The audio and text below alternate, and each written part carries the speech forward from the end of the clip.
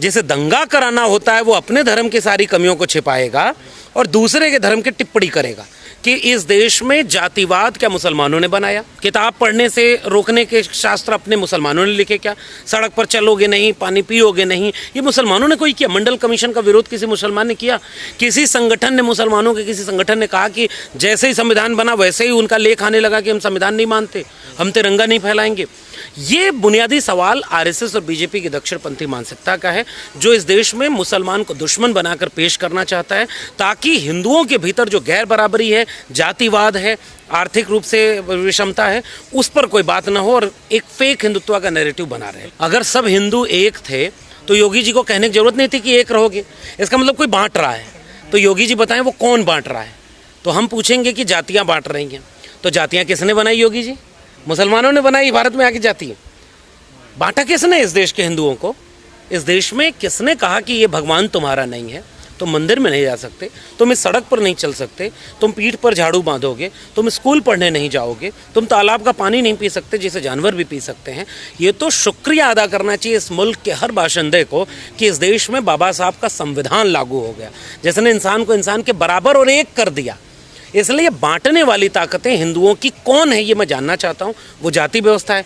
योगी जी योगी होने के बाद काम, क्रोध, लोभ, मोह, अहंकार से ऊपर उठ जाता है, कोई सन्यासी हो जाता है और वो कहते हैं कि मैं क्षत्रिय हूँ, मुझे इस पर गुमान है, भगवान भी मेरी जाति में पैदा होते हैं। तो भगवान की जाति किसने बताई? हनुमान जी को दलित किसने बताया?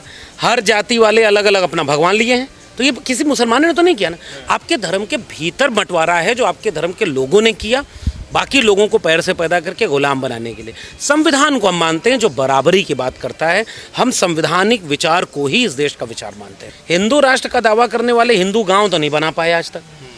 पिछले दिनों विश्वकर्मा पूजा हुई तो विश्वकर्मा लोग मनाए, फिर चौरसिया सम्मेलन, चौरसिया करेगा शिवदयाल सिंह चौरसिया, उनको याद करेंगे चौरसिया समाज के लोग। हर जाति का भगवान बना दिया, हर जाति का त्यौहार बना दिया, हर जाति में अलग अलग लोग हैं, भगवानों की जाति इन्होंने बनाई, मंदिरों में इनके पुजारी बैठे। तो ये हिंदू होने का कोई छलावा जो है SC ST OBC लोगों के हक की बात ना हो इसलिए किया जा रहा है। मुझे लग रहा है कि धर्म सुधार आंदोलन इस देश में जब चले, इस देश की नैतिक शिक्षा की किताबों में पढ़ाया जाता है तो राजा राम मोहन राय टाइप का कोई हिंदू ही आया, कहा कि सती प्रथा गड़बड़ है, जिसे तुम धर्म मान के पूजते हो उसको बंद करो, महिलाओं को जला दे रहे हो। तो वो क्या हुआ? धर्म सुधार आंदोलन हुआ। कोई महात्मा ज्योतिबा फूले आए तो उन्होंने कहा विधवाओं का विवाह भी होना चाहिए, बाल हत्या शिशु संगोपन गृह बनाया, अछूत जिसे कह रहे हो उसे शिक्षा भी देनी चाहिए, तुम्हारा धर्म शिक्षा देने से रोकता है। तो कोई फूले पैदा हुआ, कोई अंबेडकर पैदा हुआ, कोई शाहू जी आए, कोई राजा राम मोहन राय, ईश्वर चंद्र विद्यासागर आए। तो धर्म के भीतर जो जो सुधार होना था वो हुआ। अगर इनमें से कोई कहता कि मुसलमानों को सुधारना है तो दंगा होता। हर धर्म के भीतर प्रगतिशील विचार वाले लोग आते हैं, उस धर्म में अगर समय के मुताबिक कोई सुधार होना होता है तो वो धर्म वाले लोग करते हैं। जिसे दंगा कराना होता है वो अपने धर्म की सारी कमियों को छिपाएगा और दूसरे के धर्म की टिप्पणी करेगा। मुझे लगता है कि ये केवल दंगाई मानसिकता है। और बीजेपी और आरएसएस क्या करता है कि बड़े नेताओं से कभी ये बयान नहीं दिलवाएगा। वो जब खड़े होंगे तो कहेंगे सबका साथ, सबका विकास, सबका विश्वास, सबका प्रयास। वो कहेंगे 140 करोड़ देशवासियों, और अपने नीचे के नेताओं से हमेशा इस तरह के बयान दिलाते रहेंगे ताकि उनका नफरती एजेंडा काम करता रहे। ये बाबा साहब के संविधान के खिलाफ है। वो संविधान भी कहता है कि जिसको भी उपासना करनी है उसकी आज़ादी इस देश का संविधान करता है। तो पहले अपने धर्म में सुधार करो और दूसरे के धर्म में सुधार करने वाले लोग उसके धर्म के भीतर से आएंगे, वो अपना काम करेंगे। आजकल हो ये रहा है कि जब अपने घर की सफाई करने जाओ तो कोई अचानक खड़ा हो जाए कि देखो पड़ोसी घर गंदा है, तो पड़ोसी घर में झाड़ू लगाने नहीं न जाओगे, उससे झगड़ा बढ़ेगा। अपने घर का साफ सफाई करो, पड़ोसी अपना घर अपने आप साफ करेगा। ये पूरे देश को नफरत की आग में झोंक करके हिंदू मुसलमान के नैरेटिव में ले जा करके जाति का सवाल जो इस देश का बुनियादी सवाल है, गैर बराबरी का सवाल, जाति जनगणना का सवाल, मंडल आंदोलन का सवाल, दलितों पर होने वाले अत्याचार का सवाल, हम तो इस देश के लोगों से पूछते हैं कि इस देश में जातिवाद क्या मुसलमानों ने बनाया? किताब पढ़ने से रोकने के शास्त्र अपने मुसलमानों ने लिखे क्या? सड़क पर चलोगे नहीं, पानी पियोगे नहीं, ये मुसलमानों ने कोई किया? मंडल कमीशन का विरोध किसी मुसलमान ने किया? किसी संगठन ने, मुसलमानों के किसी संगठन ने कहा कि जैसे ही संविधान बना वैसे ही उनका लेख आने लगा कि हम संविधान नहीं मानते, हम तिरंगा नहीं फैलाएंगे?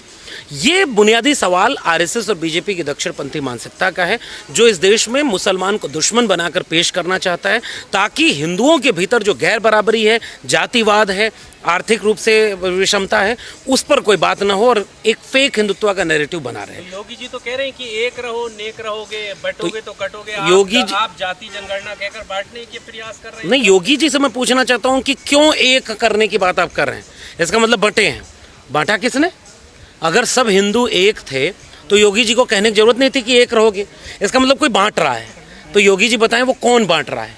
तो हम पूछेंगे कि जातियां बांट रही हैं, तो जातियां किसने बनाई? योगी जी, मुसलमानों ने बनाई। भारत में आके जाति बांटा किसने इस देश के हिंदुओं को? इस देश में किसने कहा कि ये भगवान तुम्हारा नहीं है, तुम मंदिर में नहीं जा सकते, तुम इस सड़क पर नहीं चल सकते, तुम पीठ पर झाड़ू बांधोगे, तुम स्कूल पढ़ने नहीं जाओगे, तुम तालाब का पानी नहीं पी सकते जिसे जानवर भी पी सकते हैं? ये तो शुक्रिया अदा करना चाहिए इस मुल्क के हर बाशिंदे को कि इस देश में बाबा साहब का संविधान लागू हो गया, जिसने इंसान को इंसान के बराबर और एक कर दिया। इसलिए बांटने वाली ताकतें हिंदुओं की कौन है, ये मैं जानना चाहता हूँ। वो जाति व्यवस्था है। योगी जी योगी होने के बाद काम, क्रोध, लोभ, मोह, अहंकार से ऊपर उठ जाता है, कोई सन्यासी हो जाता है और वो कहते हैं कि मैं क्षत्रिय हूँ, मुझे इस पर गुमान है, भगवान भी मेरी जाति में पैदा होते हैं। तो भगवान की जाति किसने बताई? हनुमान जी को दलित किसने बताया? हर जाति वाले अलग अलग अपना भगवान लिए हैं। तो ये किसी मुसलमान ने तो नहीं किया ना। आपके धर्म के भीतर बंटवारा है जो आपके धर्म के लोगों ने किया, बाकी लोगों को पैर से पैदा करके गुलाम बनाने के लिए। संविधान को हम मानते हैं जो बराबरी की बात करता है। हम संवैधानिक विचार को ही इस देश का विचार मानते हैं। वो ये कहते हैं ना कि देखिए, जात पात खत्म करने की बात करते हैं लेकिन जाति व्यवस्था लाना चाहते हैं। जैसे कि बीमारी के किसी डॉक्टर के पास आप जाइए तो उससे कहिए कि जरा जांच करो, तो कहता देखो ये इलाज कराने आए हो, जांच कराने की बात करते हैं। भाई जांच करोगे तब ना पता चलेगा कि इलाज किसका करना है। माथा में दर्द है, पैर का एक्सरे हो रहा है, इससे कभी समाज दर्द बीमारी ठीक होगी? बीमारी ठीक करने के लिए बीमारी का जांच सबसे पहली चीज़ होती है। देश चलता है तो सड़क बनाने के लिए जब टेंडर पास होता है तो पहले सर्वे किया जाता है कि कहाँ सड़क पर सड़क नहीं है, कहाँ पुल नहीं है।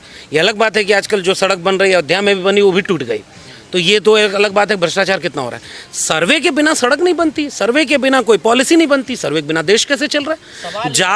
जाति खत्म करने का पहला कदम जाति जनगणना है। जाति जनगणना होगी तो पता चलेगा कि किस जाति का हक किसने खाया, उसकी बराबरी होगी। किसी को ज़्यादा कोई कब्जा किया है तो उससे कहा जाएगा कि दूसरे के हिस्से का मत खाइए, और जिसको कुछ नहीं मिला उसको उससे का हक मिले। बराबरी होगी, अपने आप जातियां खत्म हो जाएंगी। लेकिन जातिगत गैर बराबरी रहेगी तो जातियां कैसे खत्म होगी? यही तो डर है ना उन लोगों की। आपका निशाना संपत्ति पे है, आप बांटना चाहते हैं। संपत्ति किसकी है? हम ये जानना चाहते हैं कि देश अगर सबका है तो ऐसा क्यों है कि इस देश के बहुसंख्यक दलितों के पास ज़मीन नहीं है, ओबीसी के पास, अति पिछड़े लोगों के पास ज़मीनें नहीं हैं, शिक्षा नहीं है, उनके लोग कुलपति नहीं है, उनके लोग सुप्रीम कोर्ट में जज नहीं है, उनके लोग सेक्रेटरी नहीं है, जॉइंट सेक्रेटरी नहीं है, कैबिनेट सेक्रेटरी नहीं है, तो आखिर देश कौन चला रहा है? अगर देश सब लोगों का हिस्सा है तो क्या इस देश के 90% आबादी जनगणना रजिस्टर में दर्ज किए गए आंकड़े मात्र हैं, या वो भी इंसान है? और अगर इंसान है तो अमृतकाल के भारत में उनको कितनी जगह मिली? कितना, हमारे यहाँ तो नारा चलता था ना, 100 पाने बाधी घाट, पिछड़ा पावे 100 में 60। तो बाद के नारे क्या हुए कि 100 में 90 शोषित हैं, शोषितों ने ललकारा है, धन, धरती और राजपाट में 90 भाग हमारा है। धन 90 भाग जिसकी आबादी उसका होगा ना, तो वो रिसोर्सेज को छीन करके किसी को देने की बात नहीं है। पहले एक्सरे तो कर लो, फिर पॉलिसी बनाना। मंडल कमीशन कहता है कि समानता केवल समान लोगों के बीच लाई जा सकती है, असमान लोगों को समान लाने के लिए असमान नियम बनाने होंगे। जाति जनगणना इस देश की सबसे बुनियादी ज़रूरत है जो बताएगी कि किसने किसका हक खाया है। पर ये जो एक आखिरी सवाल, जो राजनीतिक अछूत और सामाजिक अछूत मुसलमानों को बनाया जा रहा है, जो लोग सेकुलरिज्म का हवाला देती हैं जो पार्टियां, वहीं बैकफुट पर नजर आती हैं जब संविधान बचाने की बात आती है, और कई सारे उदाहरण हमारे और आपके सामने। मुझे लगता है कि एक पॉलिटिकल नैरेटिव होगा कि अगर हम मुसलमानों के पक्ष में बोलेंगे तो हमारे हिंदू वोट कंसोलिडेट नहीं होंगे। शायद पॉलिटिकल पार्टियां इस नैरेटिव में जाने से बचती होंगी। मुझे लग रहा है कि बोलना पड़ेगा। इस लिहाज से बोलें कि संविधान जो हक और अधिकार देता है, संविधान को आगे रखें। अगर उस अधिकार पर हमला किसी मुसलमान पर, दलित पर, पिछड़े पर, आदिवासी पर, महिला पर, गरीब पर, किसान पर हो रहा है, तो संविधान आगे लेकर के आपको उनकी आइडेंटिटी पर बात करनी चाहिए और ये बात बचाना चाहिए कि बस एक फ़र्क ये होता है कि आरएसएस चाहता है कि हिंदू बनाम मुसलमान पर ही बात होती रहे, हिंदू बनाम मुसलमान पर। हम ये कहते हैं कि जो गरीब है, कमज़ोर है, अब पेट्रोल अगर 100 रुपया लीटर मिल रहा है तो गरीब मुसलमान को भी मजबूरी में वही लेना पड़ रहा है, हिंदू को भी लेना पड़ रहा है। शिक्षा बिक रही है, प्रोफेसर नहीं है, शिक्षा महंगी हो रही है, तो उसका नुकसान हिंदू, मुस्लिम, गरीब सबको है, एक जैसा है। तो मुझे लग रहा है पॉलिटिकल पार्टियों को ये बात समझनी होगी कि अन्याय कहीं भी हो, किसी के साथ हो, उसके साथ खड़ा होना मुझे लग रहा है कि संविधान और आइडिया ऑफ इंडिया के लिए सबसे बुनियादी शर्त है।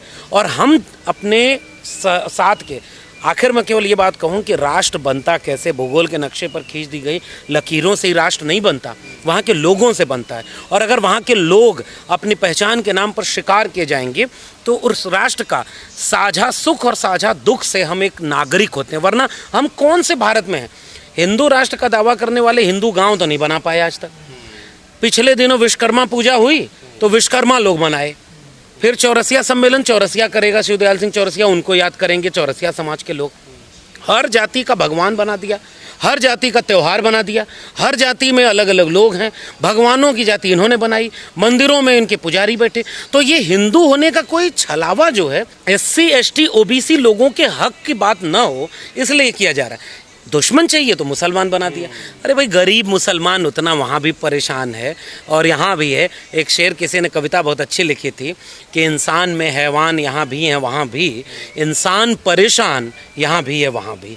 तो इंसान पर बात हो, इंसान को इंसान के बराबर समझा जाए। मुझे लग रहा है यही राजनीति का तकाजा होना चाहिए। हमारे जैसे लोग जो सामाजिक काम करते हैं उनका भी ये तकाजा होना चाहिए और यही मनुष्य होने की फितरत है। कुछ चीज़ें वक्त के गर्त में होती हैं जिनसे हमारा विचार मेल खाएगा। न्यूनतम सहमति पर जो हमें याद करेगा हम उसके साथ खड़े होंगे, न्यूनतम सहमति पर अधिकतम एकता। वरना अगर प्योर खोजेंगे तो कोई ऐसी जगह नहीं बचेगी जहाँ कोई प्योर बचेगा। फिर वो आपस में ही लड़ते रह जाएंगे और फिर नारा लगाएंगे कि 100 में 90 हम हैं। इसलिए न्यूनतम सहमति का वक्त है, जहाँ विचार मेल खाएगा उसका साथ खड़ा होना। देखिए, इस देश में सबसे बुनियादी लड़ाई दो विचारों की है। एक तरफ वो विचार है जो समता और न्याय के मूल्यों में यकीन रखता है। वो एक शेर है ना कि ये है तो सबके लिए हो, ये ज़िद हमारी है, बस इसी बात पे दुनिया से जंग जारी है।